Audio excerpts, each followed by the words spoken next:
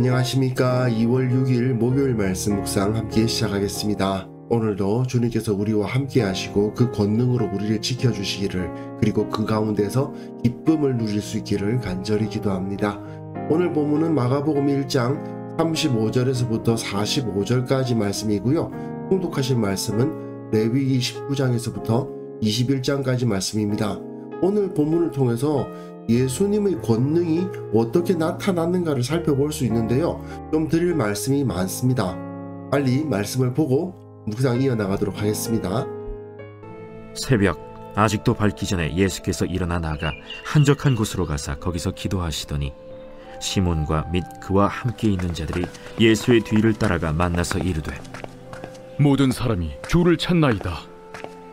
우리가 다른 가까운 마을들로 가자. 거기서도 전도하리니 내가 이를 위하여 왔노라. 이에 온 갈릴리에 다니시며 그들의 여러 회당에서 전도하시고 또 귀신들을 내쫓으시더라. 한 나병 환자가 예수께 와서 꿇어 엎드려 간구하여 이르되, 원하시면 저를 깨끗하게 하실 수 있나이다. 예수께서 불쌍히 여기사 손을 내밀어 그에게 대시며, 내가 원하노니 깨끗함을 받으라. 곧 나병이 그 사람에게서 떠나가고 깨끗하여진지라. 곧 보내시며 엄히 경고하사, 삼가 아무에게 아무 말도 하지 말고 가서 내 몸을 제사장에게 보이고 네가 깨끗하게 되었으니 모세가 명한 것을 드려 그들에게 입증하라. 그러나 그 사람이 나가서 이 일을 많이 전파하여 널리 퍼지게 하니, 그러므로 예수께서 다시는 드러나게 동네에 들어가지 못하시고 오직 바깥 한적한 곳에 계셨으나 사방에서 사람들이 그에게로 나아오더라.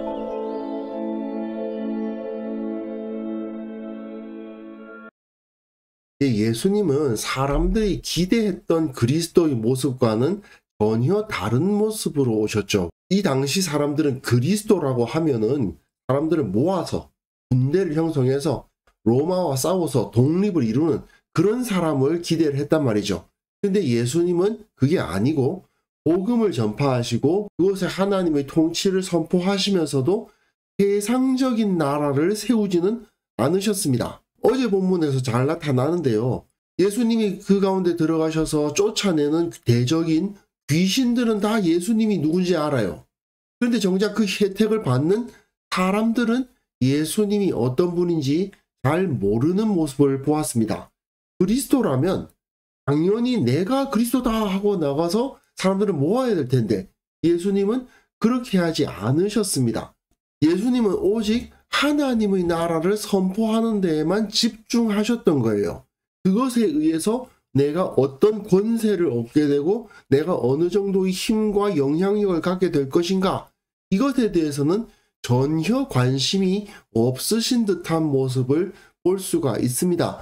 하지만 이렇게 본질적인 사역에만 집중하셨음에도 불구하고 사람들이 기대했던 그리스도의 모습과 비슷한 면이, 비슷한 결과가 나타나기 시작하는 것을 볼 수가 있습니다.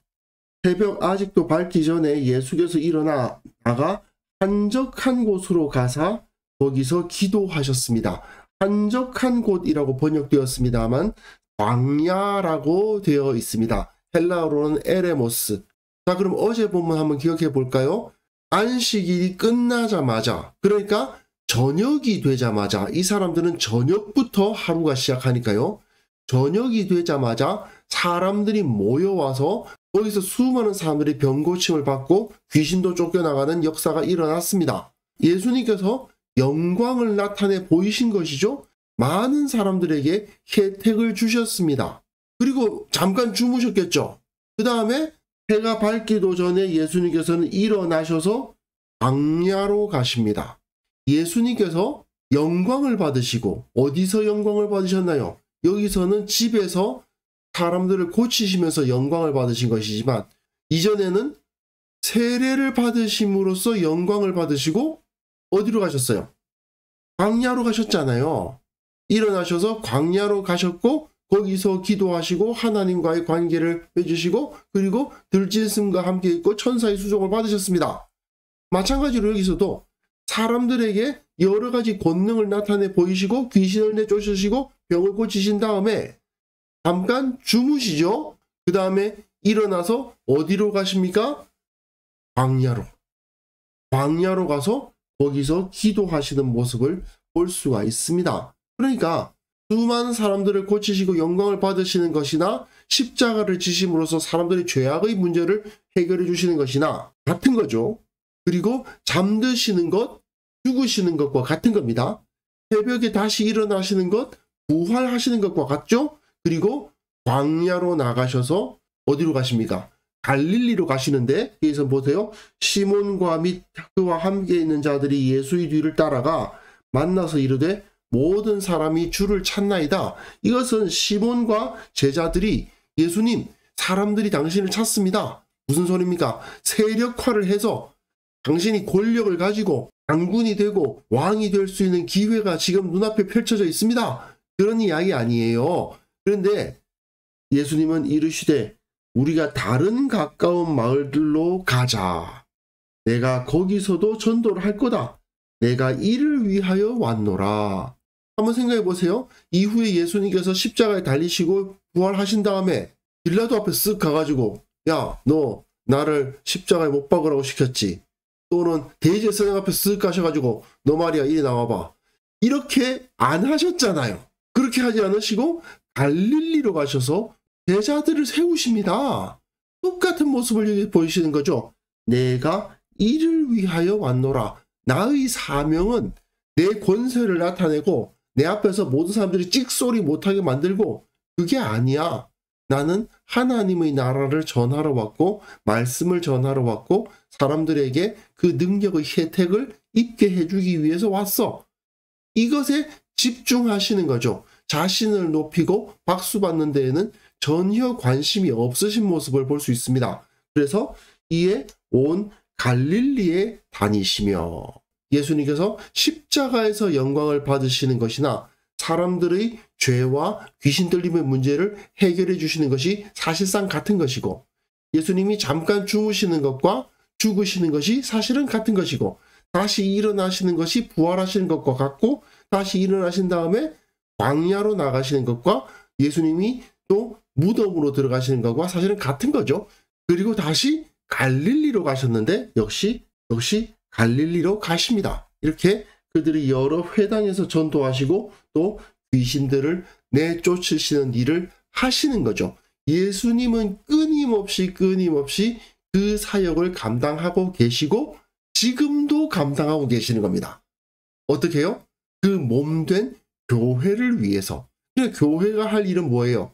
우리가 힘이 이렇게 세다. 우리 교회가 이렇게 돈이 많다. 우리 교회에 이렇게 유명한 사람들이 많다. 세상 사람들 앞에서 교회가 이렇게 큰 권능을 가지고 있어. 우리 앞에 꿇어. 이렇게 하는 게 교회가 아니죠. 끊임없이 하나님의 나라의 도를 전하는 사역에 집중할 뿐입니다. 예수님이 그렇게 하셨으니까요. 그게 바로 예수님의 몸된 교회의 모습이라는 것을 알 수가 있죠. 그리고 그와 비슷한 모습이 여기서 다시 한번 등장합니다. 한 나병 환자가 예수께 와서 꿇어 엎드려 간구하여 이르되 원하시면 저를 깨끗하게 하실 수 있나이다. 나병 환자는 다른 사람과 접촉할 수 없는 사람입니다. 나병 환자는 기본적으로 부정해요. 더러워요. 그리고 율법에 의하면 누구든지 부정한 것들, 곧 부정한 들짐승의 시체나 등등 부정한 것에 만졌으면 부지중이라 할지라도 그 몸이 더러워집니다. 부정한 것에 접촉한 자는 부정해집니다. 그런데 예수님의 모습을 보십시오. 예수님께서 불쌍히 여기사 손을 내밀어 그에게 대시며 그러면 예수님도 부정해지셔야 되잖아요. 근데 그게 아닙니다. 내가 원하노니 깨끗함을 받으라. 곧 나병이 그 사람에게서 떠나가고 깨끗하여진지라. 예수님의 권능은 율법을 뛰어넘습니다. 왜요? 율법에서는 깨끗한 자가 더러운 자와 접촉하면 깨끗한 자가 더러워진다고 가르치고 그러니까 깨끗한 자는 더러운 자를 피해야 됩니다.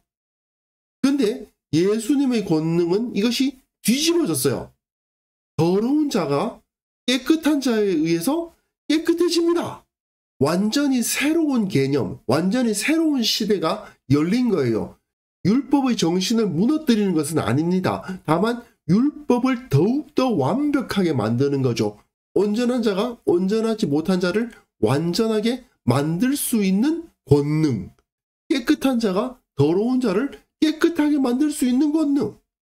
다만 자신의 깨끗함을 유지하기 위해서 더러운 자들을 피하는 게 아니고 오히려 깨끗한 자가 더러운 자들을 깨끗하게 만드는 그러한 역사가 예수님에 의해서 나타나고 있음을 볼 수가 있는 겁니다. 이것은 율법을 완전히 뛰어넘는 엄청난 힘이죠.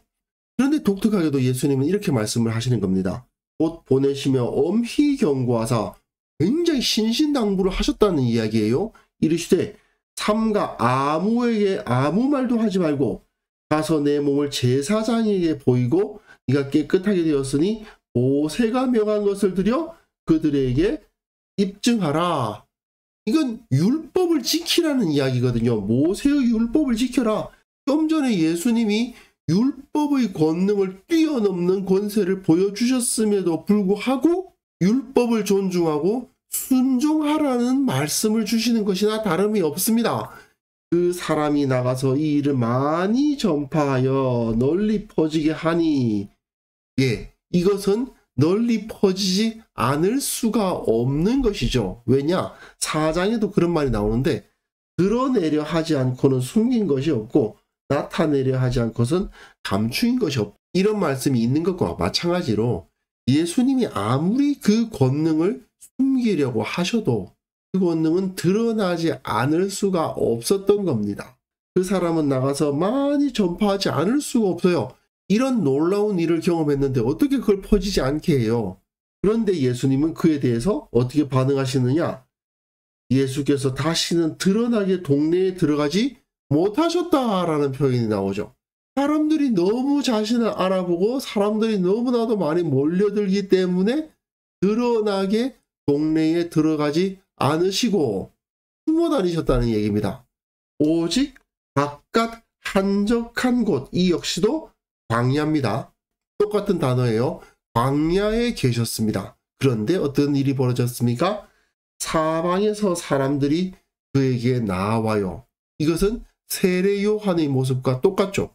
1장 4절 5절 보시면 세례 요한이 광야에 이르렀는데 온 유대 지방과 예루살렘 사람들이 다 나오는 모습을 볼 수 있습니다. 예수님은 나서서 나를 따라오라고 막 광고를 하고 사람들에게 그 권능을 과시하시고 그리고 사람들에게 모여 하시 않으시고 오히려 한 말도 하지 마. 몰래 가서 너희 깨끗함을 검증해. 이렇게 하셨음에도 불구하고 이런 결과가 이루어지더라는 것입니다. 예수님이 이렇게 자기 자신을 숨기신 이유에 대해서는 여러 가지로 나타나는데 내일 본문에도 나올 겁니다. 사람들이 너무 많으면 어떤 일이 벌어지는가가 2장으로 넘어가면 나타나요. 예수님은 오직 자신의 사명에만 집중하기를 원하셨지 사람들이 인기를 끌고 권세를 가지려는 생각은 전혀 갖지 않으시는 모습을 보이시면서 오직 하나님께 순종하고 율법에 순종하시는 모습을 볼 수가 있는 겁니다.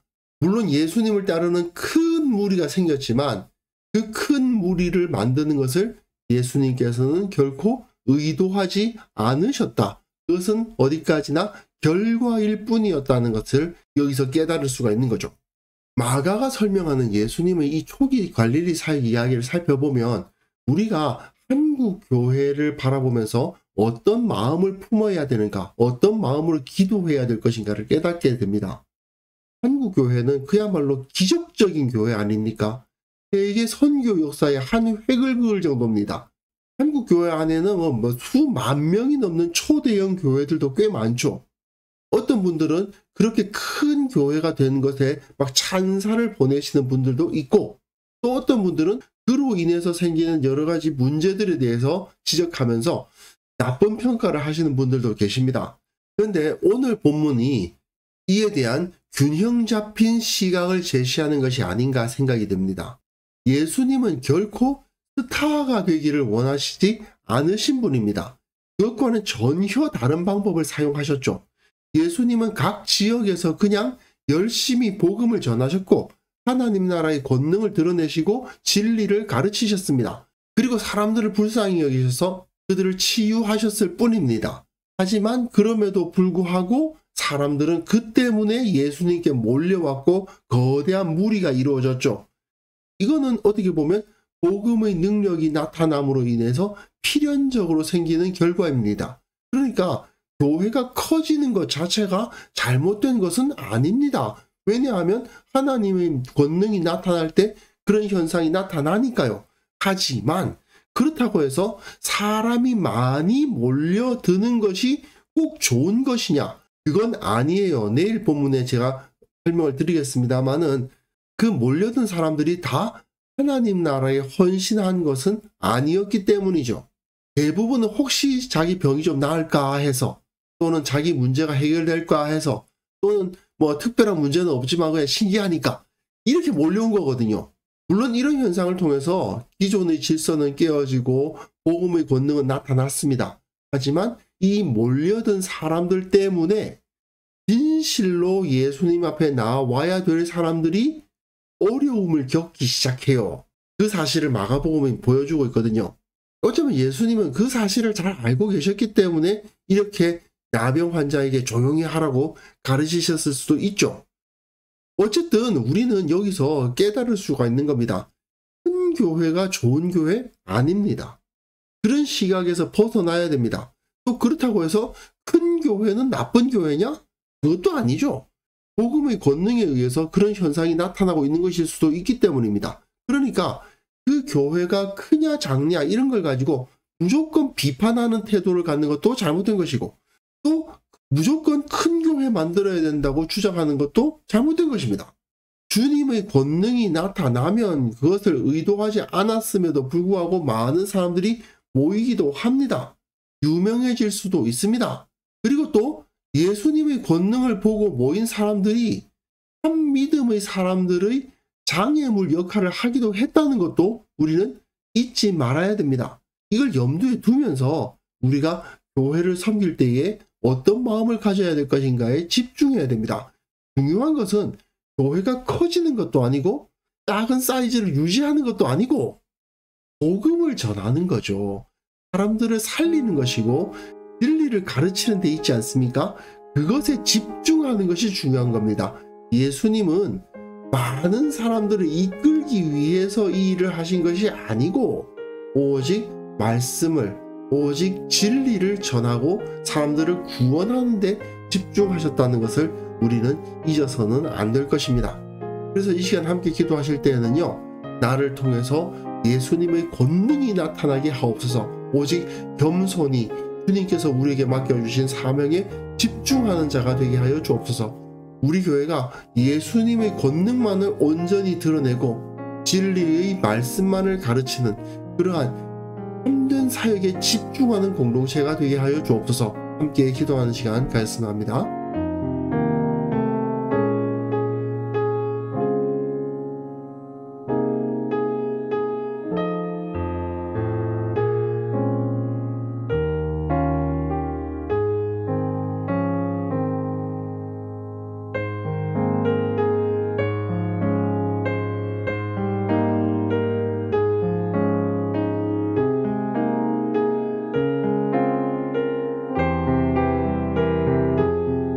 하나님 아버지, 나를 통해서 예수님의 권능이 나타날 수 있도록 주께서 맡겨주신 그 사명에 집중하는 자가 되게 하여 주옵소서. 이 사명에 집중함을 통해서 이 세상 가운데 복음이 전파되는 것을 보게 하여 주시고, 내가 어떤 권세나 어떤 유익이나 어떤 유명세를 얻고자 함이 아니라 오직 예수 그리스도 우리 주님의 이름만이 높아지기를, 그 진리만이 선포되기를 바라는 자가 될 수 있도록 주께서 마음을 붙들어 주옵소서. 우리 교회가 오직 주께서 맡기신 그 사명에만 집중하는 공동체가 되어야 되겠습니다. 그 결과가 어떠하든지 간에 몇 명이 모이고 얼마나 재정이 튼튼해지는가가 우리의 관심이 아니고, 오직 하나님의 나라가 얼마나 선포되고 있는가, 우리가 얼마나 많은 영적인 변화를 이루고 있는가에만 집중하는 참 살아있는 교회가 되게 하여 주옵소서. 한국 교회를 불쌍히 여겨주셔서 서로 비교하고 경쟁하고 자랑하고 시기하는 그런 어리석은 올감이 다 벗어버리게 도와주시고 오직 주님께서 우리에게 무엇을 맡기셨는가를 집중하면서 주님처럼 이 세상 가운데 주님의 사역을 감당하는 공동체가 되게 하여 주옵소서. 주님, 오늘 하루도 우리와 함께 하여 주시고 그 능력으로 우리를 붙들어 주시고 주님의 사역에 집중함으로 말미암아 주께서 주시는 능력이 온전히 나타나는 하루를 살아갈 수 있기를 원합니다. 우리의 마음을 깨끗하게 하여 주시고 더러운 생각들 다 제거하여 주시고 그로 말미암아 주님께서 주시는 그 형통함의 은혜를 만끽하는 그러한 하루를 보낼 수 있도록 주께서 은혜를 베풀어 주옵소서. 감사드리옵고 예수님의 이름으로 기도합니다. 아멘.